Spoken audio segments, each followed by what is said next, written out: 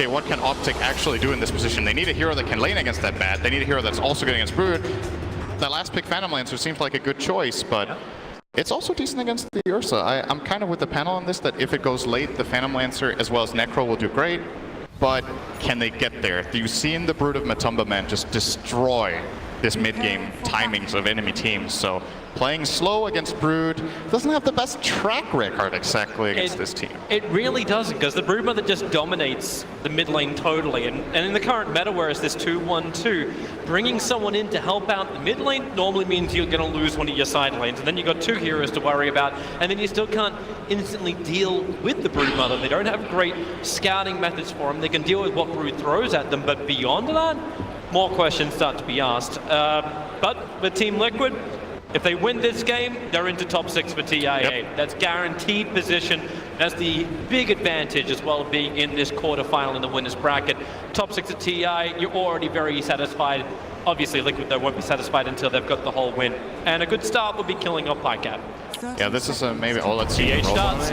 Rolling Boulder will connect. Kuro's got the magic missile. Doppelganger already. Pajkatt, which one's the real one? They can't work it out. They magic missile and attack the wrong one. He's just auto running to the left. Nice bait. Oh, it's just like, we're going to start this way with Optic every single time. Such a simple fight.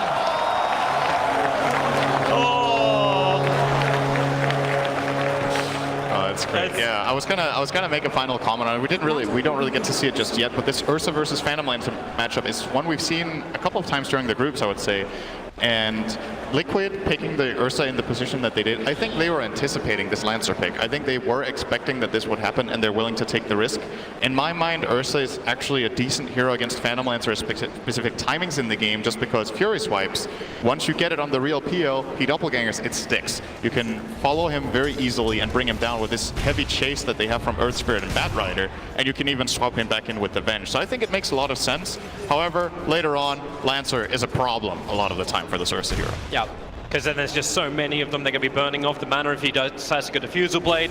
Whole bunch of problems for him. Top lane, I think it's going to be a lot of problems for Optic Gaming. It's already the aggression of Kuro. Rolling nice Boulder. block. It's actually blocked by Zai. He's doing a lot of damage to GH. PP isn't much more to give apart from his life. The Nova does connect, but GH already beginning his salve. They've taken so much damage. Yeah, they've done First Blood. If they can get more, the Earth Shock comes in from Miracle. Remember, he went that level 1, but 33's Death Pulse, chasing him into the tree line. They need a little bit more damage, a little bit more reveal. The attack keeps the armor low from Zai, and with the Nova, they'll slow down Miracle, find the kill. There's still a pesky Earth Spirit behind the lines. And thanks to this being 1 minute into the game, the respawns are quick, and you know they're going to just open up again. And what we have here is one of the situations that we haven't had very much during this tournament. It's actually a 3-1-1 setup for both teams. Currently, the Batrider playing a one-on-one against the Phantom Lancer. Optic did have to pay a decent amount of experience to bring down the Phantom Lancer to this bottom lane, but they do end up getting the lane matchup that they want. They don't want Ursa against that Lancer, and they definitely do want their Lancer against the Batrider. Necrophos against Batrider, unplayable lane. GH has already TP'd down towards bottom lane, so yeah, PL, not what he wants to have. He'll back up for now, away from the ES. Thanks to the Dire Observer Ward that was already down from Optic, they're already very well aware of this rotation.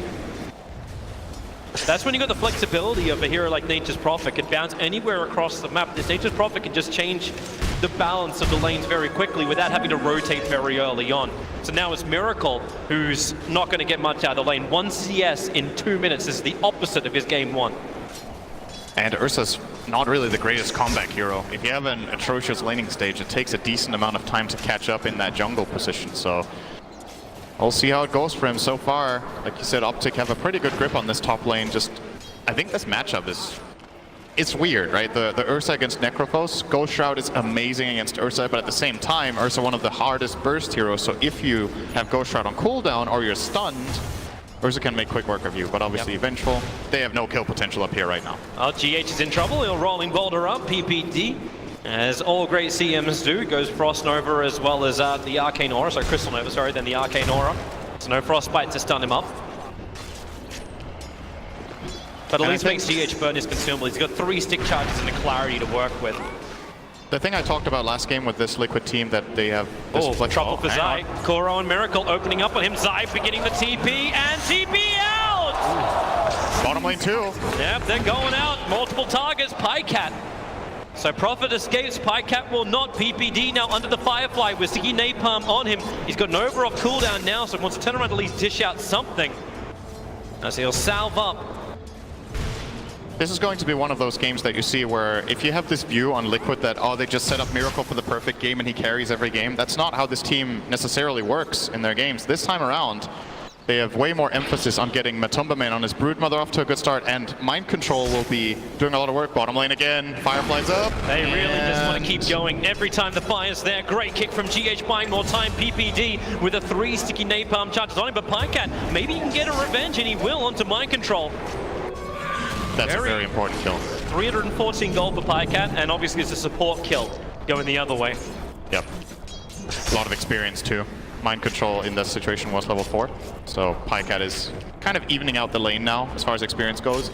On the gold, still a slight disadvantage, but he has a wave in his tower, so it's going to even out. Just this one exchange doing a lot for Optic in that bottom lane. We haven't even really looked. Okay, we can look towards top lane as this is just a simple initiation Ghost Shroud as well as the bump, but that's why you've got that Earth Shock slow down 33. One more fist pump would do it, but 33, the movement speed with the Death Pulse. Miracle's real low, but he has the damage required to get the kill. Zai doesn't have the vision, so Miracle can just salve back up again. While that was happening on bottom lane, there was another kill onto PPD. Mind Control and GH copying a lot of damage, but they're there for the 5-minute bounty runes. Crystal Maiden is a very slow hero. 277 move speed, PPD is nowhere near getting boots. So this Bat Rider Earth Spirit, just hyper-aggression, is difficult for the Crystal Maiden to deal with. Is this 4 runes? It's 4 bounty runes. Oh, that's bad news for Optic. This is some really good money in for Team Liquid, and it's actually repaired a little bit of the damage in the net worth between CCnC and Matumbaman, because CCnC's been having a really great mid lane. Yeah, the CS looks a little bit better for the Broodmother, but CCnC's got majority of these as lane creeps, as well as a couple of extra spiders. We've seen Matumbaman play this lane, I think, twice before this tournament, however, and if he plays against this Tiny, he's willing to lose a little bit. That's how the lane goes. He's just farming jungle and getting the job done later. A rolling boulder going in under the bottom lane. Pajkatt was able to doppelganger dodge it, so Mind Control and GH will not get the initiation they want. And Optic's been really posturing on the top, looking to bring down Miracle. He's got 9 stick charges available, but it was Zai looking for the range harassment onto him, to at least put him in some level of peril that Necro can make the most of. Something Ursa should probably be a little bit more scared of too is when that scythe is up for Necro. PPD as well. Great trap on bottom. They came in with the Sprout. Firefly from Mind Control had to be used to try and body block it up with the Treant. Won't happen. Pajkatt jumps in deeper. He's still got a Lance as well as Doppelganger available. Lost vision for half a second. So Mind Control does return back to his tier 1 tower. That is a rotation from Optic that they gain nothing out of, really. Like, and it puts Necro in this awkward position where he has to play a bit safer now. He can actually die up here now that Liquid know. Oh, they found Peter. PPD. Poor old Peter. Well, this is a chance for the Malcolm Water, especially when GH can land that 3-man kick. Mind Control has the fire right on top of him. They're going to kill up GH in return, but he actually gets the silence off. Doppelganger route. Mind Control have to slow him down. Zai already had 3 sticky napalm charges on him. PPD will arrive. He's got Frostbite available, but he just can't close the distance. Pajkatt needs to slow down Mind Control with the lance to then bring PPD closer, but even then it's 276 versus 277 movement speed. Now you got Nova, but Mind Control's got the distance and the 1 charges to survive. And GH brings in the Tranquils and refills the bottle. So it looked like, okay, at least they got some good pressure out. Nope, PPD's not going to be expecting this. Rolling boulder back in again. PPD was at least able to dodge the rolling boulder in, but it's just going from bad to worse for him. He's 0 now for 5. Again, being the majority of Liquid's kills. It's a really, really hard game for Maiden, to be fair, in this early game when you get this laning. Phantom Lancer is good against Bat Rider, but this exchange of just the supports being in the lane, Maiden is food for this dual lane. Zai looking to try and engage. 33 is really close to level 6, but he's too far off. He needs more creeps to die. So now the attack comes in from Miracle. Ghost Shroud's still available, but he's already burned his stick charges and doesn't have Death Pulse up just yet. So Kuro keeps the vision up as, well, Miracle wants to salve and get back into the fight, but level 6 is there, but there's no mana for the Reaper's side. Prophet has to come back in again. Miracle just clumps trying getting away from these Treants, but then the stun is there from Kuro. Zai's arriving. Sprout, can he actually lock up Kuro? The distance, the scythe is up. Kuro won't die to this. Maybe the last attack. It is there from 33. The regeneration gets to arrive. That's why he pops up the Ghost Rod. And Miracle losing armor, but that burst damage, almost bringing down Zai, but it's a big kill for 33. 2 of them, in fact.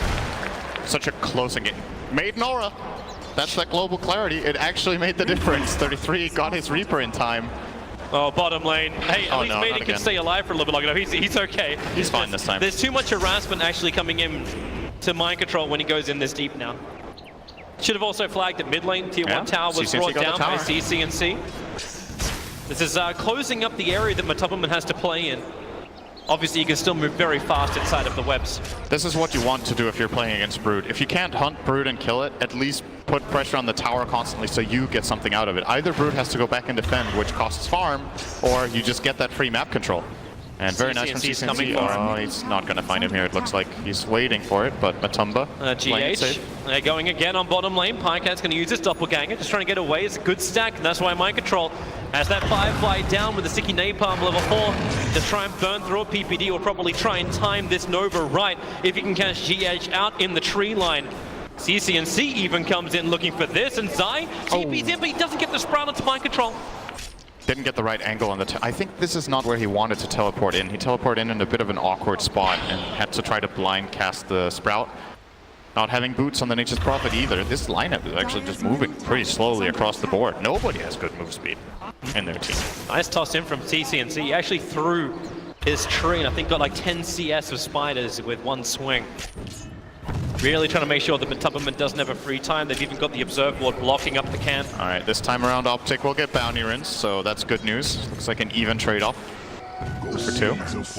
Yeah, bottom lane though, mind control's looking for the kill. You have Lasso up and running. PL needs to be able to doppelganger away. Rolling Boulder, they kept the control going so long, and PPD, mercy, mercy, mercy.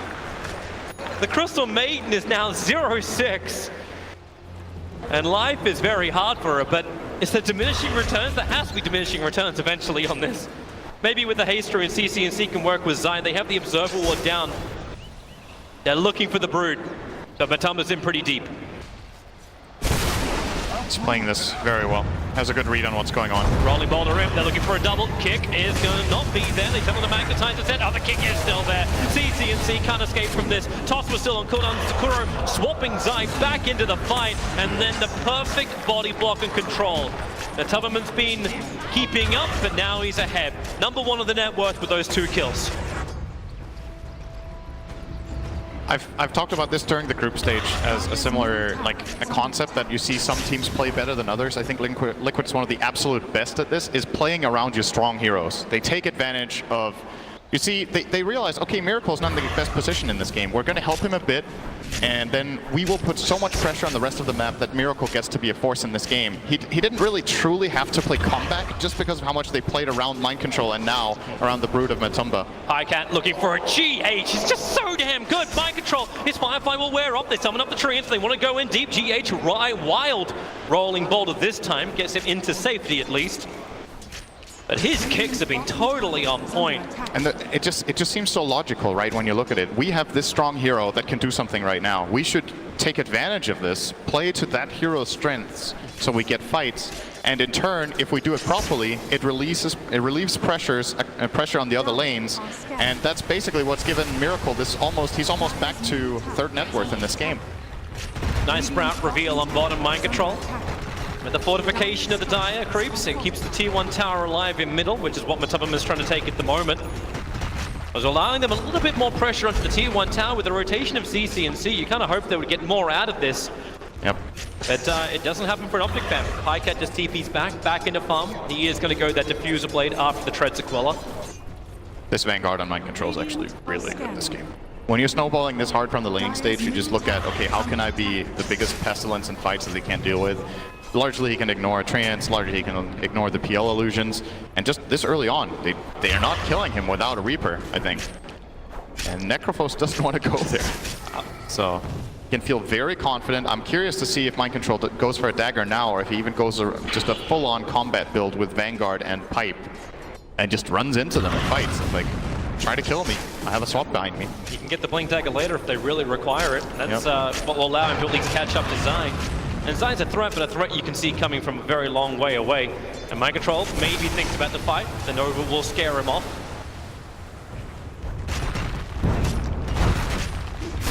And again, Matumbaman attacks in towards the mid. Pajkatt was there, looking for a denial.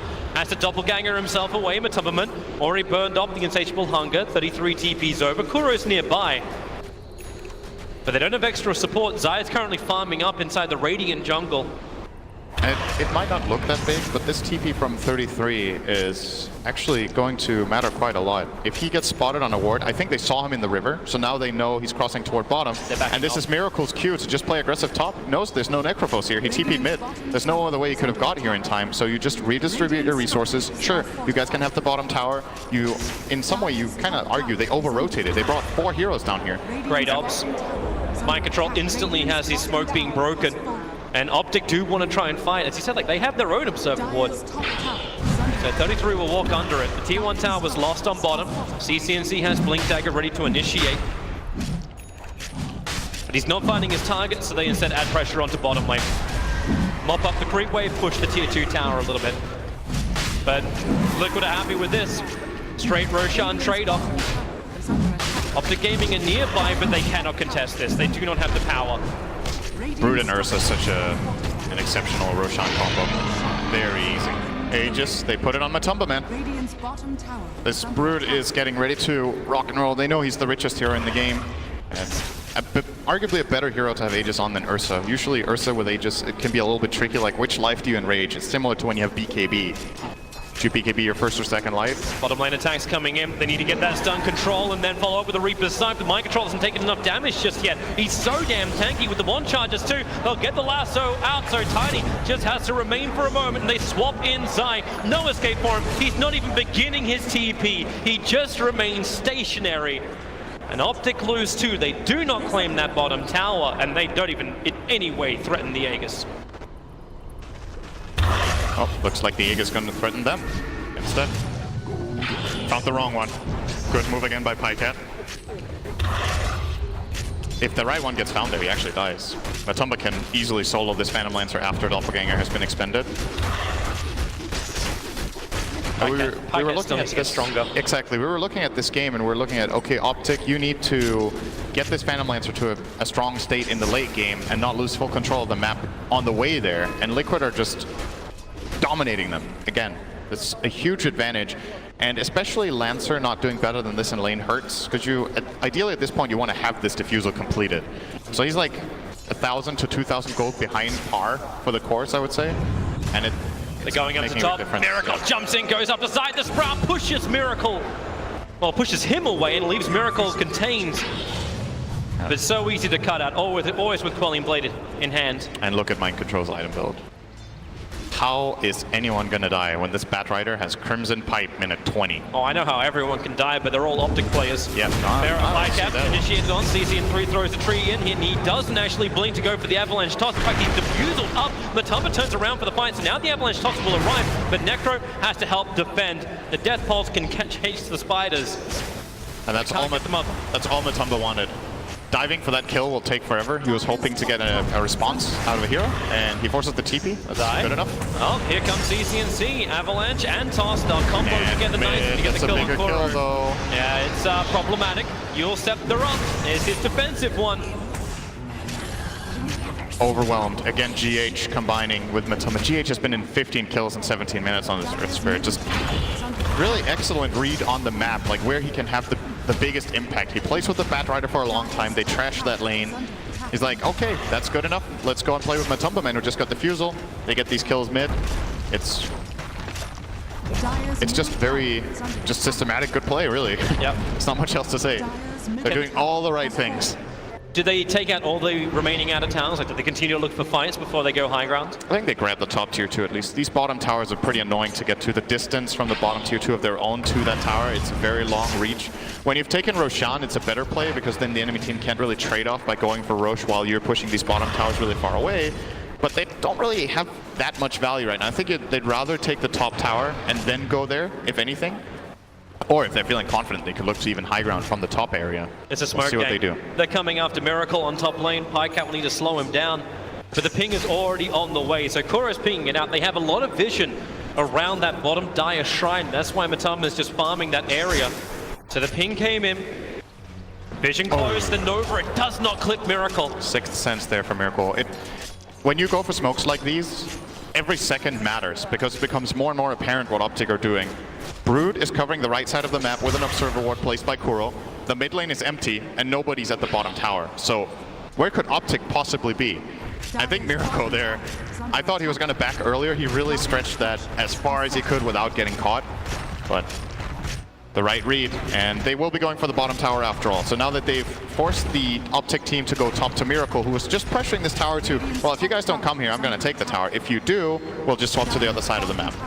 And they will grab at least one here, maybe two, we'll see. Top lane. Bees up towards the top lane. ES came into the tier 2 tower. Kuro will arrive with mind control. No blink dagger available, so lands from Pajkatt. Tried to slow him down, but he doesn't have doppelganger. 33 can't really save him. Prophet's coming in through the rear. They'll lasso and drag Pajkatt down. Now he's not got doppelganger available. The kick and silence is pretty good from GH, but there's a lot more support arriving in from Optic. GH in the tree line. They'll take anything they can, but CCnC once more. Avalanche and toss onto Miracle, but CCnC interrupted by the magic missile of Kuro. Miracle just has to enrage and TP out, and somehow GH is still running away from Pajkatt all the way up on the north. 33 can't find his own target. Maybe with the Yor Scepter they can bring down Kuro. Reaper Scythe is still available. Finally the kill happens up on the top. Liquid heavily split, but mind control's not done yet. The flame break onto 33. He'll go Shroud and get that regeneration out. Zai finishes off the tower. Mind control still can't get closer. However, maybe when PPD is this slow, they can actually do it. He has to frostbite and run to the side. CCnC's got combination available. PPD will finally drop, and they just want to leave the Reaper Scythe on the bottom. They find the kill onto Matumba. A huge kill, down for so long, and a huge amount of money in for 33. Matumba was down here this whole fight. He didn't TP to his team, just splitting the map, getting the bottom tier 2. Money, money, money. Oh, okay. No money. He stopped to summon trees. Oh, it's actually hard to kill this courier because it has a plate mail. That's pretty convenient, right? It doesn't hit very hard when you have a plate mail on it. Well, the Brood's damage bottom, I would say, is worth a death. He took the tier 2 and 1/3 of the tier 3. There might have been a time there for Matumbaman to back out, but what he did force was the rotation from both the PL and the Necro to come down there, and that's what secured Liquid that fight in the end. Had he escaped that without losing his life, it would have been very clean from them, but mistakes do happen. Yep. Yeah, she have a quick look at this fight again up on top. So underneath the tier 1 tower, CCnC already forced a retreat, but they just wanted to force this so hard. You see Miracle casting the Enrage there in anticipation of the Reaper Scythe, but that makes 33 hesitate for a moment. His blink comes off cooldown, he gets out. Now he uses they catch this Venge, but they can't Reaper him, and I don't think he wants to either. Good thing for 33 he didn't actually. He ends up using that bottom to kill that Broodmother. Yeah. Yeah, she kind of wondered like what this fight would have been like if PL didn't go chasing after a support. Have a breather. Why am I so greedy? That's the face of a guy saying, why am I so greedy? Matumbaman, he's meant to be the unbridled aggression.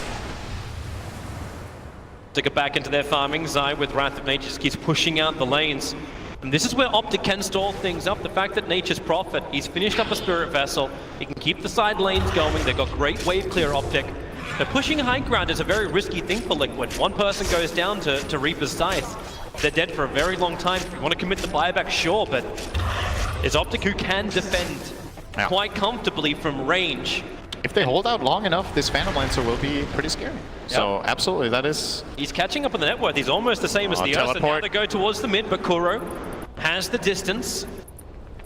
They didn't have enough information about the position of all the Radiant heroes to commit for that kill, and it's also a low value kill anyway, so they don't want to risk anything to get this Venge. They quit again with a good map read. Is Matumba waiting for a fight? He's just sitting on top of this Ancient for the last like 20-25 seconds. Pushed out an Observer Ward. Zai actually did that on the other side of the tree, so Matumba shouldn't be aware of it. Yep. Oh. He's looking for someone to come and farm. He is lurking. This is pretty dangerous if he just goes up the high ground here. Comes over, goes after CCnC. Avalanche and Toss will kill off his army. With the Wrath of Nature, Matumba just turns on the Insatiable Hunger. Pajkatt. That's a bit crazy. Underneath the shrine. He doesn't want to commit with it, but he will when there's extra support. Mind Control's got Blink and PPD. Not again, not like this. He's going to be jumped, lassoed back, and the Crystal Maiden is mauled. This play is really similar to the Alchemist play from last game where Miracle didn't ulti, or didn't have it, and ran at the enemy team. It's like, Matumba, this looks like such an awful position. Like it looks like he's overdiving. The whole team is behind him in a smoke, and Optic actually with a really good read to not commit for that brood kill. You see, you're just looking at the situation like this is kind of a crazy dive. Where's everybody else? Yep. And they're getting the trade-off in the meantime. 33 pushing out this bottom lane. He wants to get out of here. Zai will die, and 33 won't have to take the same sacrifice, but he has an Aghanim Scepter fully completed 24 minutes in on 33. Yes. Could be a big item. They still have the problem of getting the heroes down to half health in the first place. Yeah. But once they get over that step, it will get interesting. So CCnC with a Shadow Blade should be able to do that on most of the Radiant cores. And obviously Pajkatt with just 1 or 2 extra items. Time is ticking. Liquid are not actually gaining. Look at the gold graph. It's plateauing. It's been 6 minutes and they're not really making progress. That's not necessarily a problem for now, but if they do take a bad fight, it could become problematic. This Roshan should belong to them. Yeah. And then we'll see what they choose to do with it, if they try to high ground or not. And that's the big enabler, right? Like Team Liquid need to have this Aegis and cheese so they can just go high ground, so they can take the fight that you're talking about. And I think the key in this coming fight is that Mind Control tries to find Necrophos. If he manages to do that, that would be really big. For him, though, he doesn't have a Force Staff in this game with the build that he went. He went for a way more teamfight heavy, less skirmishy item build. So if he does catch this Necro, counterplay is available. He can't Force Staff the Necro into his team, so he's got to be a little bit careful with how he goes about it. You don't want to lasso Tiny, because it lasts 1 second. Yep. And Phantom Lancer is a pretty difficult catch, so it should be pretty clear that he wants... GH can be revealed by this Observer Wall, but the Blink Lasso has already come out. Zai is going to get caught. GH will be there to support, and PPD for once is not the man who's dying. Oh, no, okay, okay. He flew the other direction, almost full-on Caster Curse.